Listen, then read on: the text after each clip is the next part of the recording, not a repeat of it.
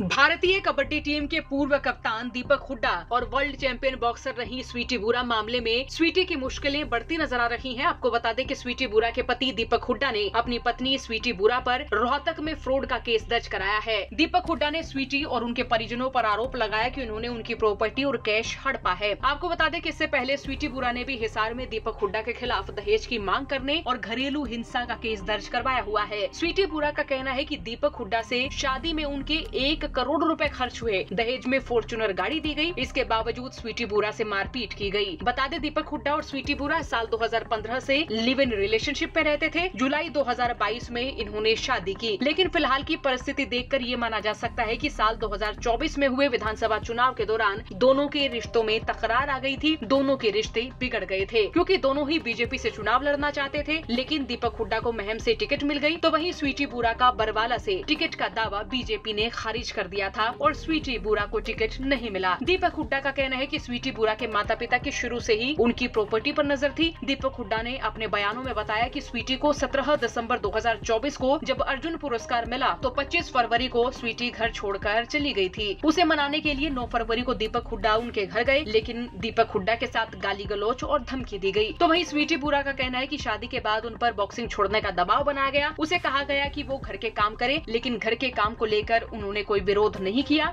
स्वीटी बुरा का कहना है कि स्वीटी बुरा ने अपने पति से करियर के लिए कुछ समय मांगा, लेकिन दीपक हुड्डा ने इसे ईगो का सवाल बना लिया था और इसके बाद वो उसे जलील करने लगे थे। स्वीटी बुरा की मां सुरेश देवी का कहना है कि दीपक हुड्डा से हुए विवाद के बाद उनकी बेटी सदमे में है। स्वीटी बुरा की मां ने ये तक कहा कि दीपक हुड्डा स्वीटी के मुंह पर तकिया रखकर सिर पर तब तक मुक्के मारता था जब तक स्वीटी का दम घुटने लगता, तो उसे फिर छोड़ देता था। उसके बाद फिर से मारपीट करने लगता था। हालांकि अब बॉक्सर स्वीटी पर फ्रॉड की एफआईआर रोहतक में दर्ज हो चुकी है। अब देखना होगा मामले में क्या कुछ निकलकर सामने आता है। बहरहाल इस पूरी घटना पर आपका क्या कहना, कमेंट बॉक्स में राय लिखिए। साथ ही चौगरदे की खबरों के लिए बने रहिए हरियाणा तक के साथ। ब्यूरो रिपोर्ट हरियाणा तक।